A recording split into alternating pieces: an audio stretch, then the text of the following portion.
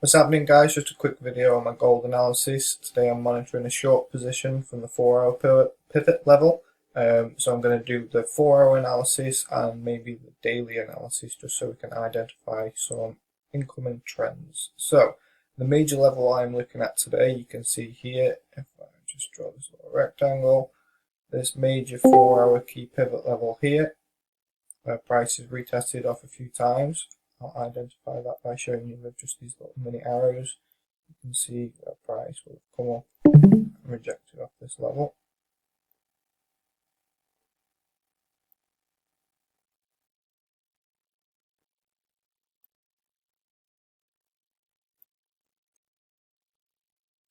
So I'm looking at this level since around mid-May.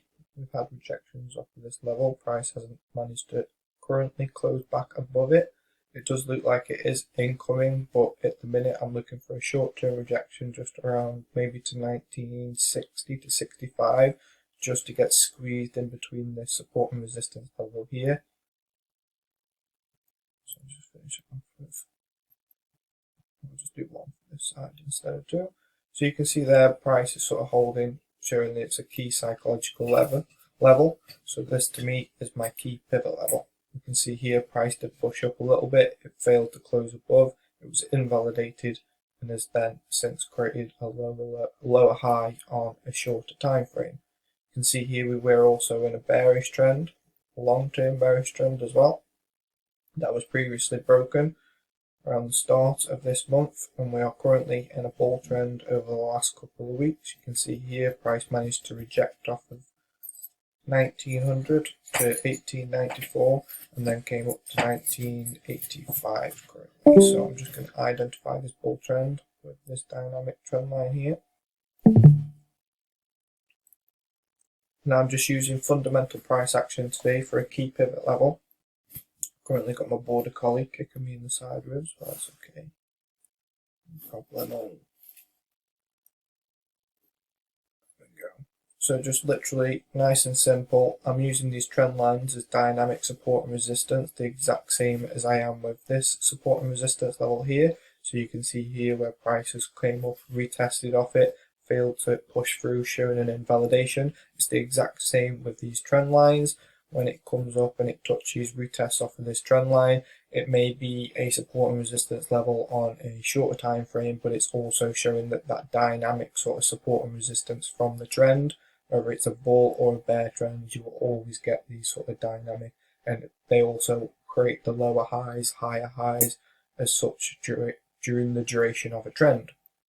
So that's why I still use trend lines, because as you can still see here, we still get rejections off of trend lines. They're just not something you want to depend on.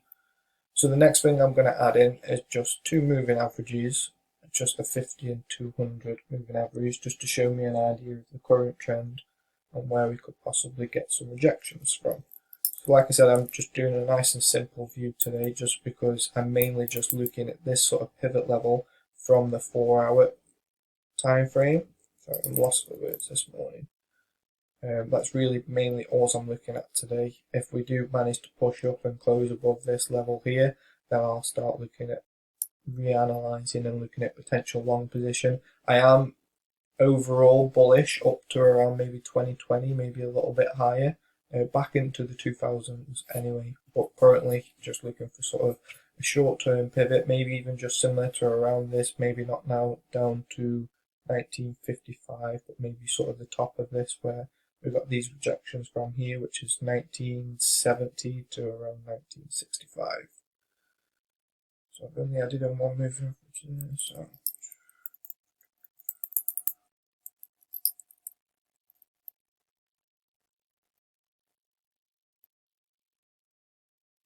so I'm going to use the 50 and 200 EMAs.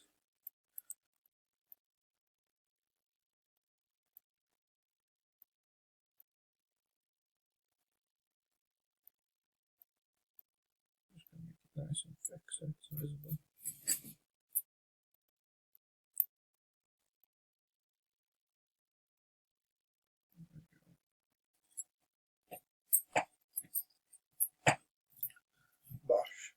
So the 50 EMA is the red, 200 EMA is the blue.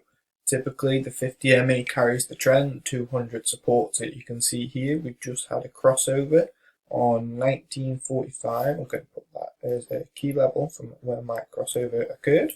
And we can see now the 50 has pushed above. It's starting to climb and act as also the dynamic support and resistance for the trend, which is what you also want to get as a confirmation when you're using sort of fundamental price action like this. When you have identified a trend and you're looking for sort of those EMA crossovers and to be sort of carried by the trend here, you sort of want to use that to say, right, okay, it's got a bullish confirmation. I can also use it for my stop loss as well. You can see here where we did get this crossover here and we continued this bear trend. When we did come back up, this 200 EMA sort of acted as that second barrier of sort of support and resistance. And when it did finally push and close above this 200 EMA is when the trend changed. So I'm going to use this as my basis point for around where I want the drawdown to be today or tomorrow, whenever it will be. You can see it's currently on around 1958. I was looking at 1965 as a potential sort of target, which would maybe match sort of the bottom of this sort of short-term bullish trend, along with maybe when the 50 MA rises over the next few hours or whenever it may be, we can maybe meet that around this 1965 level and then catch a short. Sorry, my bearded dragon's just done a front flip off the settee. Tell you what, it's like living in Noah's Ark here, isn't it, Panda? Try and do some analysis and I've got Bob, Dick and Harry running about. Alright, so that's really it. To be honest, I just wanted to show you the 4-hour pivot level where I'm looking for potential shorts today. You can see here 1, 2, 3, 4, maybe 5 real key confirmations for a 4-hour time frame. Price has really failed to sort of push above this level. It's been below this level since sort of mid-May. I'm not going to repeat myself too much, but you can see here probably look for a short down to around this level and then long up to maybe 2020. Which I will confirm in a daily analysis really quick. Oh my god, can you just stop doing errands? So that's really what I'm looking at for today. If I just hop quickly into a shorter time frame just so we can see sort of what volume's going on at the minute. So, right, on a shorter time frame you can see here we did sort of push above, pushed up to 1987 and then we saw it come back down, create that lower high. It currently is in a shorter time frame bear trend, but it is sort of failing to push below this sort of 1980, 1981 level. Probably see it stagnant maybe over the next hour or two until the news. Wouldn't be surprised anyway. But let's just hop into daily/weekly before I leave it there, just so we can get a better idea of sort of what the trend's doing at the minute. So daily, okay. So daily is looking bullish. You can see here there's a lot of activity on the go with the crossovers and the EMAs. This is where my thing starts lagging. Right.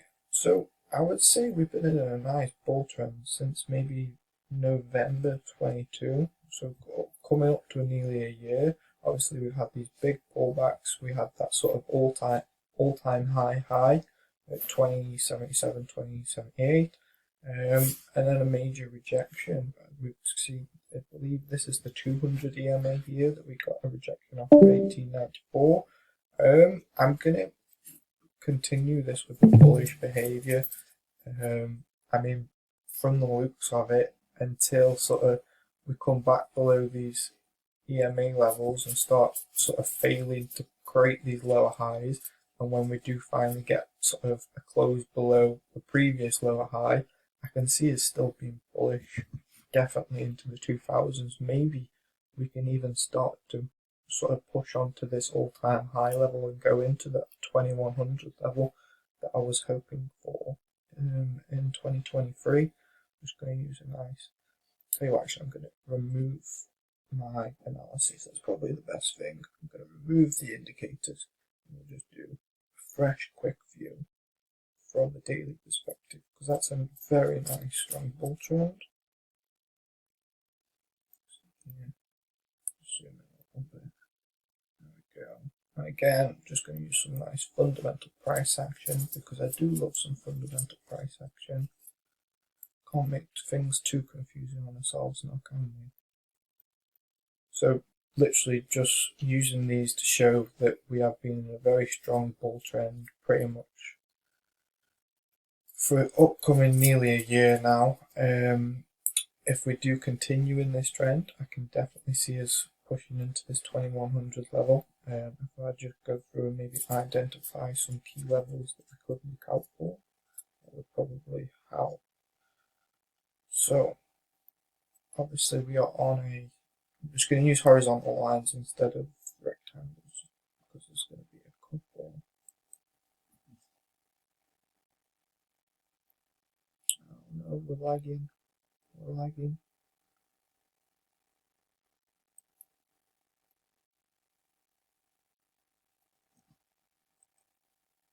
So I'm mainly just looking at sort of current events over, I say current events, obviously I'm on daily time frame, but over the last maybe few months this year I'm looking at, I'm not trying to go back into last year into these levels because I'm not looking at sort of the bearish possibilities down there. So if, for example, if I was looking at a short coming down here, I would then start looking at these previous levels here where price respected, but I'm not. I'm looking at where price could be respecting if we continue, or maybe sort of catches support here. Gonna sort of neaten this off a little bit, show you the sort of rejections with a couple of arrows. It should only be a couple of minutes, I do apologise. Just nice and simple, showing sort of these price pivot levels.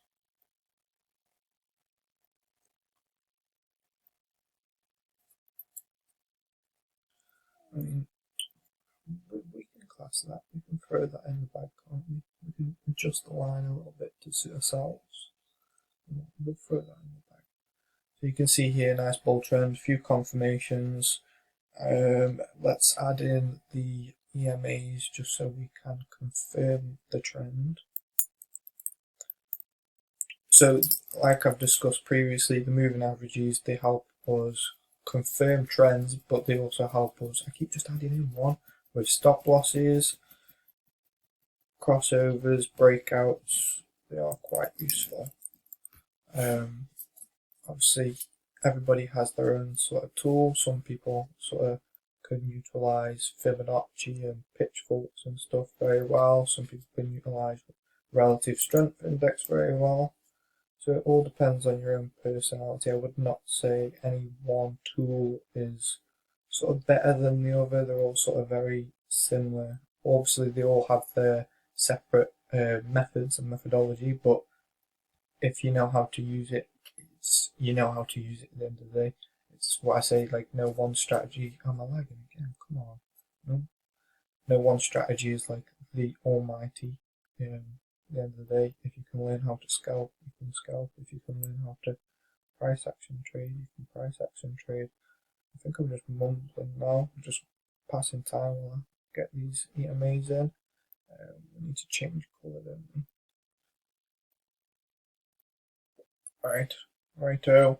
So you can see here the trend has been confirmed by these moving averages. I've added in again the 200 and the 50 just because they're the best for long term sort of trends. If I was in maybe 1 minute, 5 minute, 15 minute time frame, I would use smaller EMAs instead, maybe 8 and 21. I say maybe, that is what I use.